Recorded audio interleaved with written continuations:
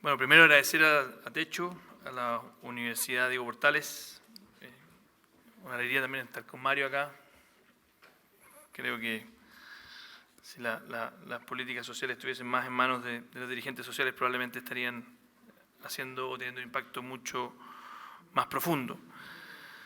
Agradezco a Pablo también por la invitación, al CIS, y felicito a los que hicieron un esfuerzo que normalmente los académicos no hacen. Y hablo en mi calidad también de haber pasado por esa etapa en mi vida más full time de académico, que es tratar de forzarse uno mismo a escribir en simple, en corto, algo que normalmente los académicos nos sale mucho más fácil hacer en largo y en forma más enredada. Yo quisiera hacer una reflexión, y voy a ponerme el tiempo para no abusar también de Mario, de tu tiempo. Quisiera hacer una reflexión más política al principio, porque creo que no es menor que estemos hoy día hablando de esto en medio del ciclo político que estamos viviendo. Estamos enfrentando como país una reforma tributaria no menor que va a recaudar del orden de 3 puntos del PIB, cosa que no ocurre muy a menudo. Y la gran lástima, siento yo, que ocurre en esta materia es que podemos estar muchos de acuerdo en que efectivamente necesitamos un 3 puntos del PIB y buscar el equilibrio entre que esos 3 puntos del PIB, si son 3 o 2 o 4, para que efectivamente sigamos generando esos puntos del PIB y no simplemente que saque un porcentaje de algo que se va achicando. Es un equilibrio delicado, pero lo que sí me parece relevante es que ojalá la reflexión sobre qué vamos a hacer con esos 3 puntos del PIB, que es una oportunidad enorme, exquisita, que tenemos como país, se diera mucho mejor. Y los digo con frustración porque me ha tocado participar como diputado en este debate, y yo sé que los programas de gobierno hay que cumplirlos y que uno promete cosas, pero qué bonito sería que, así como hablamos, o algunos hablan de asamblea constituyente, que habláramos de una asamblea más social, donde pudieran muchos debatir sobre cuáles son las urgencias sociales que debiéramos combatir con esos 8.200 millones de dólares que más encima son permanentes.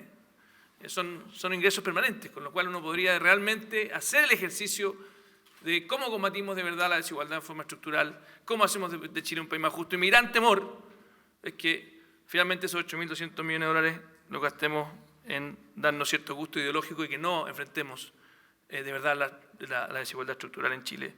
Y que tiene mucho más que ver, creo yo, con lo que plantea Claudio recién. Para mí, y lo voy a decir más adelante, pero la gran reforma de las reformas que le permitiría pegar un combo a la desigualdad firme, son para mí dos.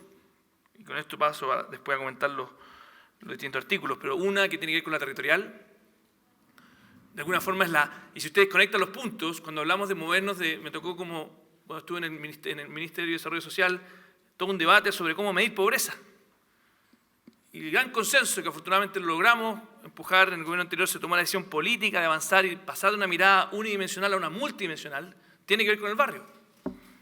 Cuando tú defines que medir pobreza por ingreso es una cosa, pero dices, no, sabes que en realidad parece que estábamos mal y teníamos que medir pobreza en forma multidimensional, es el barrio. ¿Y qué más relevante que el municipio?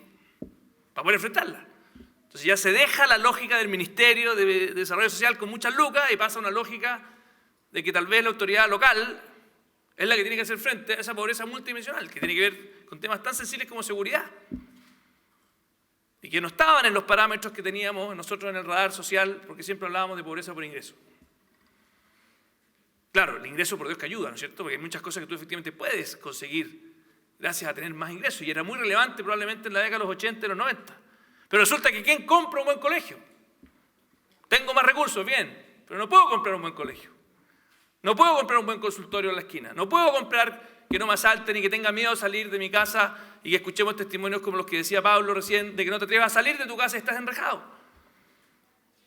Y ahí es donde lo local, lo multidimensional entra, y por eso me encantaría tener una reforma tributaria de 8.200 millones de dólares, pero que finalmente fuese hacer esa gran reforma, que es lograr que los territorios tengan más igualdad, que los barrios tengan más igualdad. Y la segunda reforma, la gran reforma, para mí tiene que ver con los niños. Y ahí tal vez sobreinvertir en los niños para que efectivamente emparejemos la cancha todos los que han estudiado dónde se gesta la desigualdad en Chile más estructural y que después es re difícil arreglarla.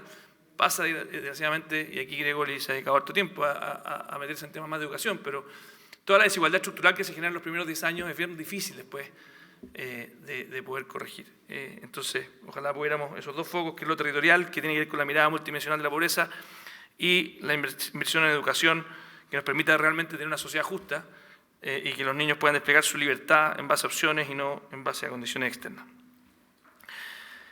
Dicho eso, quisiera entrar a comentar algunos de los, y voy a ir relativamente rápido detrás de cada uno de los artículos y las claves. Primero sobre la de Pablo, me parece que es muy relevante porque habla de lo que recién estaba tratando de explicar, que tiene que ver con la segregación y lo complicado de los barrios. O sea, el barrio al final no es simplemente un barrio, no es simplemente una estructura territorial, sino que acoge una comunidad, y en esa materia creo que más allá del esfuerzo que hace Pablo de tratar de explicar la necesidad de tener mejor espacio público, mejor transporte, y que trata de hacer una caracterización de aquello, creo que el gran desafío aquí es efectivamente entender que la política de desarrollo urbano es una política social que está en el eje de la superación de la pobreza en Chile. Y si no hacemos ese vínculo y simplemente dejamos lo urbano como una exquisitez de los arquitectos, no vamos a solucionar el problema de fondo. Y lo más grave es que, como decía Pablo muy bien en su artículo, fue el mismo Estado, nosotros con malas políticas públicas, los que, y tal vez con las mejores intenciones, cuando teníamos política de vivienda. De hecho, somos los pocos países, y aquí uno siempre puede mirar el vaso medio vacío, pero el vaso medio lleno es que somos de los pocos países en el mundo que entrega viviendas sociales prácticamente gratuitas a todos los chilenos que tienen necesidad. Y eso es una política más allá de cuánto te demores, que es el vaso medio lleno. Al vaso medio vacío es que efectivamente hacemos que la desigualdad tenga un círculo vicioso, que segregue y claramente es de los problemas que hoy día nos tienen hoy día reunidos. Como mostraba muy bien Pablo en su artículo, en lo cuantitativo hemos avanzado mucho, en lo cualitativo hemos avanzado mucho menos. A mí me alegra que el gobierno haya decidido inventar este programa que es Segunda Oportunidad y que lo que busca efectivamente es corregir un error que nosotros mismos como sociedad y como desde el Estado incurrimos en su minuto. Ahora, hay otras formas también que no tienen que ver con la segunda oportunidad y que tienen que ver con ocupar la regulación. El regulador tiene mucho poder al momento de generar incentivos de integración. Una de las cosas que se hacen en Estados Unidos, y que de hecho también el año pasado se empezó ahí, Francisco Razabal desde el Ministerio de Vivienda empezó a empujar la máquina para allá, era justamente lograr que en ciertos lugares, y se logró aprobar justamente esa regulación en algunos lugares, para que en lugares cercanos al metro, si tú tenías un proyecto habitacional y le agregabas el componente de integración social, el edificio que tú ibas a construir tenía mayor altura, tenía permiso para construir en mayor altura, lo cual obviamente generaba un incentivo bastante gratis para tener viviendas sociales en los mejores lugares y en forma bastante integrada. Esa es la fórmula que ocupa Estados Unidos y la verdad que es un mecanismo que es bastante conveniente porque a la constructora, a la inmobiliaria, le sale bastante conveniente poder integrar socialmente y eso requiere un buen diseño de política social y creo que hay que avanzar mucho más hacia allá. Sobre lo que planteaba Juan Correa del subsidio de localización, plantea que el subsidio es muy laxo y muy poco exigente, muestra los datos y me parece muy riguroso lo que hace. Ahora, yo tengo una diferencia con el diagnóstico nomás de cuál es el problema y compartiendo su punto, no quiero refutarlo, sino que simplemente quiero complementarlo. Para mí el problema de por qué el subsidio de focalización no funcionó muy bien tiene que ver con otro problema, que también es bien de fondo. Y que el diseño de la política de vivienda era un diseño que se decía que era un diseño que empoderaba a las familias, pero en realidad, como tenía un intermediario que se llamaba las EGIS, en realidad era un subsidio más que a la demanda, que creo que son los que mejor funcionan, era un subsidio a la oferta. Y de hecho aquí entramos otro debate muy ideológico, que hay gente que cree que los subsidios deben ser a la oferta, yo soy de los que creo que los subsidios tienen que ser a las familias y empoderarlas a ellas. Y si se dan cuenta, lo que pasó con el subsidio de focalización es que las EGIS simplemente minimizaron costos ocupando todo el beneficio. O sea, buscaron justamente, y aquí Juan sí tiene razón, cumpliendo con la normativa, cuál es el lugar de menor costo posible en el cual puedo marginar eventualmente más. ¿Ya? Si tú, al contrario de eso, le das de verdad el poder a las familias y permite, y esa es la gracia que creo que tiene la nueva política de vivienda que en el fondo empieza a quitarle poder a las EGIS, y que está ahí todo un gran debate sobre hoy, se están entregando subsidios que son papel y que no son casas. Estoy en completo desacuerdo con eso. En el fondo lo que tenemos que lograr es que las familias puedan efectivamente elegir y que privilegien, no simplemente, oye, me tocó esta EGI, es la única que tengo, sino que de verdad las comunidades puedan, con sus subsidios en las manos, levantar proyectos en los mejores lugares. Más aún, a mí no me molestaría, y creo que aquí las municipalidades sí tienen una responsabilidad, que construyeran viviendas siendo EGIs ellos mismos en los mejores lugares, ocupando esos recursos en ese lugar. Pero lo que hemos visto al revés, las EGIs, como al final lo que hacen como intermediarios es la inversa, no darle poder o maximizar la localización a la familia dice, ay, me cayó una vivienda del cielo, tengo que tomarla porque si no voy con esta EGI, estoy sonado. Más aún, todos sabemos que la EGI muchas veces, si tú te salías, como la propietaria del subsidio era la EGI y no la familia, perdías la casa. Y eso no puede ser. O sea, realmente creo que el gran motivo por el cual el subsidio de localización no funcionó bien, más que por lo que plantea Juan en su artículo, es porque desgraciadamente estuvo mal diseñado y no fue efectivamente un subsidio a la demanda que podría haber permitido que las familias hubiesen fomentado la generación de proyectos sociales mucho más inclusivos. Y otra cosa adicional, creo que tenemos que avanzar mucho más en esta misma línea en la vivienda usada, en barrios que efectivamente tengan mucho mejores servicios y tengan mucha mejor calidad en su integración social. Y eso también se logra mucho mejor cuando es la familia la dueña del subsidio y no cuando es la EGI. La EGI no tiene ningún incentivo a que el subsidio se ocupe en la vivienda usada y tiene todos los incentivos a que se ocupe finalmente en una construcción de un proyecto nuevo. Pasando al tercer clave, que es la Alexandra Solís, de Familias Inhábiles, quisiera primero, el tema de las familias inhábiles, como dijo bien Claudio Rego, es bien complejo. Hay una precisión que tengo que hacerle al artículo de Alexandra que plantea que las familias inhábiles son las que no están catastradas en el catastro de campamento, después lo aclara más abajo, pero tiene una imprecisión, eso no es así. Las familias que no están en el catastro de campamento tienen los mismos derechos que todas las otras familias. Y de hecho, la gracia que tiene es que efectivamente el catastro de campamento no tiene ninguna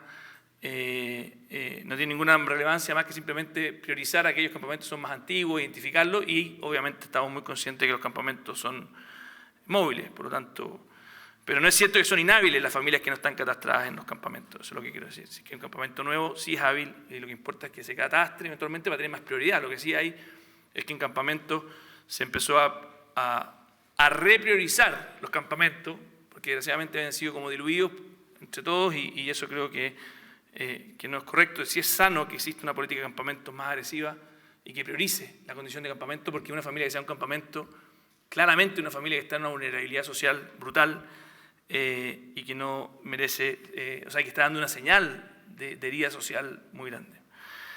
Ahora, con respecto a los otros dos casos, que son los casos de los extranjeros inmigrantes y los que ya son beneficiados, el tema de los extranjeros es un tema enorme para Chile, y no voy a profundizar hoy día, pero creo que requiere una reforma migratoria gigante. O sea, simplemente no tomarse en serio el tema migratorio en un país como Chile es una falta de seriedad enorme, porque somos un país que lo hemos hecho relativamente bien y estamos atrayendo a muchos extranjeros a que se sumen a nuestra comunidad, que es una gran noticia, pero eso significa una responsabilidad también como país. Desde programas sociales, desde que los inmigrantes sepan a dónde aterrizan, cómo llegan. Me toca ser diputado en Santiago Centro y esta es una realidad que, si ustedes me preguntan a mí, es de los temas que me encantaría empujar y que estoy empezando a trabajar con mucha fuerza desde el Congreso, porque creo que el tema migrante es un tema que, como desgraciadamente no hay muchos votos, mucha gente no se mete y claramente es una herida social muy grande. Por lo tanto, voy a dejar de lado, pero sí creo que ahí hay una... Y ahí estoy de acuerdo con la propuesta que hace Alexandra, que dice, en el fondo, hay que tomarse este tema en serio. Y si es que un extranjero finalmente viene con una visa bien hecha, claramente creo que debiera ser un motivo, por ejemplo, para que pueda sumarse a la política social chilena con igualdad de derechos. Esto es súper impopular, más encima. Uno llega a decir esto en el norte, por ejemplo, todos quieren que a los extranjeros no les den nada, compadre. Hay una lógica bien curiosa que tenemos que tener mucho cuidado, porque como sociedad a veces lo fomentamos. Y los políticos, más encima, como quieren votos, a veces dicen lo que quieren escuchar sin preocuparse del fondo. Ahora, en el tema de los que ya están beneficiados, tres cosas. Primero, yo creo que tenemos que movernos a que los subsidios de vivienda vayan a las mujeres, solamente. Y que ni un hombre nunca más reciba una vivienda social. Estoy mirando tan loco. Bueno, básicamente, ¿por qué? Y esto tal vez, obviamente estoy hablando un poquito en el extremo, porque uno puede, en casos sociales que amerite, que un papá, un hombre que tiene a los hijos, que obviamente, ustedes saben, la política de vivienda no permite a los solteros, no permite a los que no tienen hijos, básicamente, postular. ¿Pero por qué lo digo? Porque la mujer es el núcleo, es la que normalmente empuja lo social. Y a veces la pareja va, viene, y soy un convencido de que parte de los inhábiles, lo que me tocó ver a mí por lo menos en muchos campamentos, era que en el fondo el marido se había llevado el beneficio de la vivienda o estaba en un trámite muy complicado de que no era de nadie al final, o era de los dos. Y así inhabilitaba a la mujer para poder postular que vivía en un campamento y que de hecho muchas veces llegaba al campamento por su crisis familiar a postular. Y todo el trámite legal para poder separarse y todo lo que significa muchas veces impedía. Creo que la clave es, y creo ahí que una política social más centrada en la que en el fondo tiene la responsabilidad de cargar muchas veces con la carga social es tratar de limpiarlo, y una ley tal vez corta que permita que los hombres que son propietarios de su vivienda, en el caso de que la mujer era la compañera y lo tiene él, facilitar el traspaso a la mujer. Segundo, la segunda oportunidad, que claramente ya lo planteó Claudio, no voy a entrar en profundizar, pero el programa Segunda Oportunidad me parece un tremendo programa y creo que el subsidio de arriendo también es fundamental, porque incluso en el caso de los inhábiles, creo que los municipios debieran adoptarlo como política.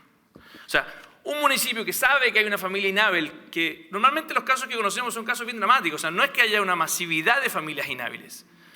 Los municipios tienen la capacidad de, por ejemplo, presentarle al CORE, estaba el intendente recientemente aquí, una lista de inhábiles que requerirían tener, ya sea la vivienda por segunda oportunidad, y por lo tanto me parece sano que tal vez la política del MIMBU tenga esta restricción, pero no tiene por qué ser la política que los gobiernos locales, que sí conocen a sus vecinos, que sí saben que hay casos excepcionales complejos, puedan bypassear la norma y efectivamente dar una solución sistemática a las familias inhábiles, porque lo conocen, saben por qué son las causas, pueden incluso tipificarlas desde el gobierno local.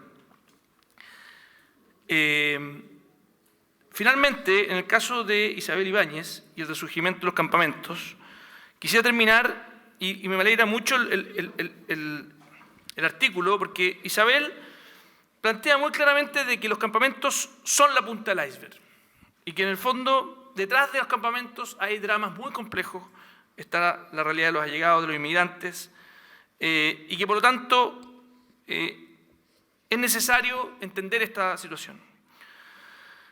Por lo mismo, creo que una de las cosas más complejas es que el desconocimiento de esta realidad ha hecho que los últimos 4 presidentes de la República, los últimos 5 presidentes de la República prometan terminar los campamentos. De hecho, en su minuto el mismo Techo prometió en 2010 o se puso como meta terminar con los campamentos. Creo que eso es no entender o poner como esa meta es faltarle a la verdad, a la realidad que enfrentamos.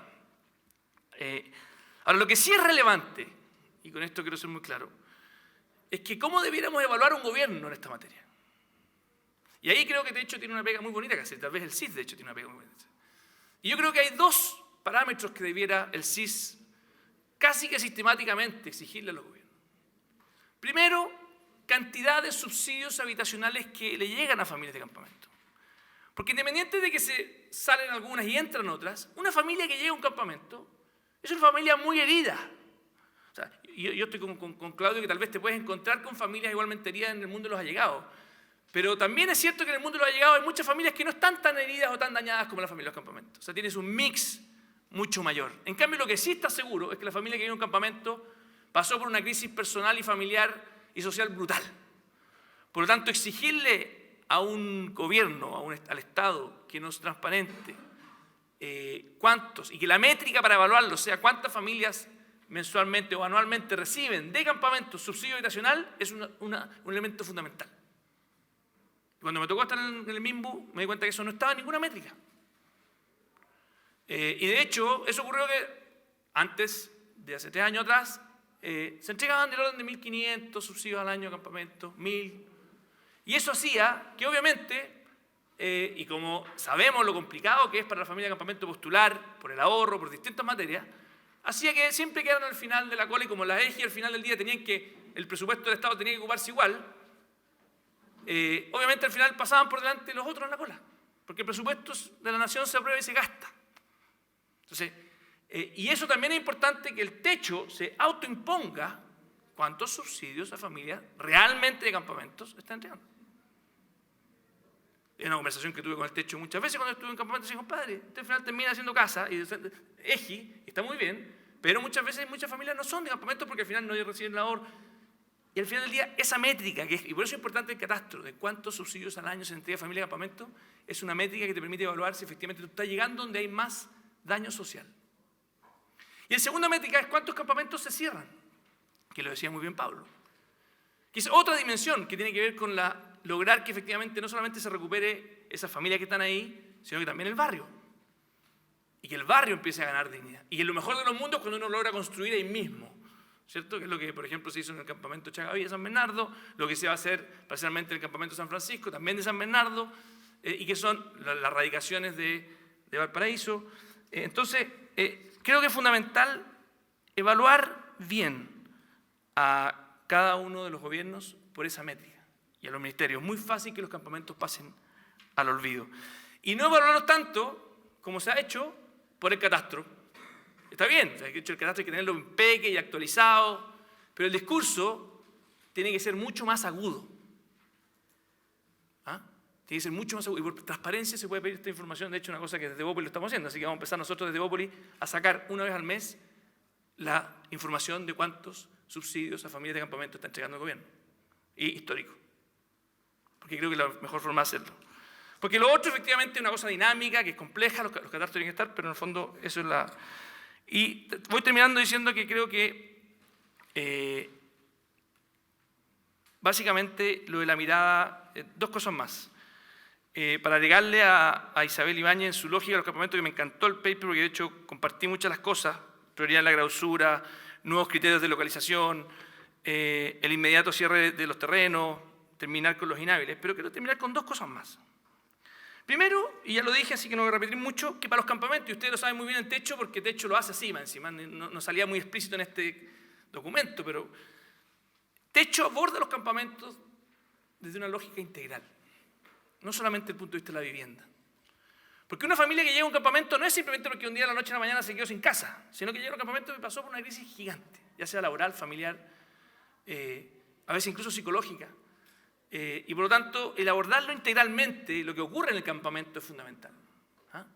Entonces, no olvidar lo que partí diciendo, la mirada multidimensional de la pobreza, no solamente en la lógica de los subsidios de vivienda, sino que la lógica de generar un tejido social que permita efectivamente más sustentabilidad. Y de hecho, yo siempre decía cuando estaba en el campamento que el mejor de los mundos sería que un campamento un día se eliminara, no porque le dimos casa, sino porque todos encontraron una gran pega. Y porque pueden ir a arrendar cualquier casa en cualquier parte de Chile. O eventualmente postular a otro tipo de vivienda. Esa lógica de cambiar la mirada simplemente a la vivienda y tratar de meterle a lo integral creo que es fundamental. Y por lo mismo, y ahí paso al siguiente punto con el cual termino, los dirigentes sociales. La única forma de poder apalancar política social de verdad en un campamento es con los dirigentes sociales. Y para que ojalá el FOSIS, el Mideplan, el Ministerio de Desarrollo Social, el servicio del INJUV, todos ellos trabajen con un nodo comunicador que no sea simplemente verticalmente, sino que a través de los dirigentes sociales. Que es lo que te van a decir, no, eso no sirve, esto sí. Y al final del día vas a permitir, creo yo, mayor integración, mayor sustentabilidad y hacer que efectivamente, como sociedad, más allá de las cifras, más allá de los titulares, nos hagamos cargo de esa pobreza que a veces incluso va más allá de las fotos, va más allá de la carencia de una vivienda física y que tiene que ver con desde violencia intrafamiliar, que tiene que ver con elementos muy complejos que son menos tangibles, menos capaces de ponerlo en cifras, pero vaya que todos sabemos los que hemos estado en los campamentos y que hemos compartido con los dirigentes sociales y que hemos compartido esa realidad, que es al final del día el gran problema estructural que tenemos que abordar como sociedad. Nuevamente, muchas gracias por la invitación y los felicito porque creo que Techo esté haciendo las dos cosas, como decía Claudio. Reflexionar y actuar es algo que se ve muy poco hoy día en nuestro país. Muchas gracias.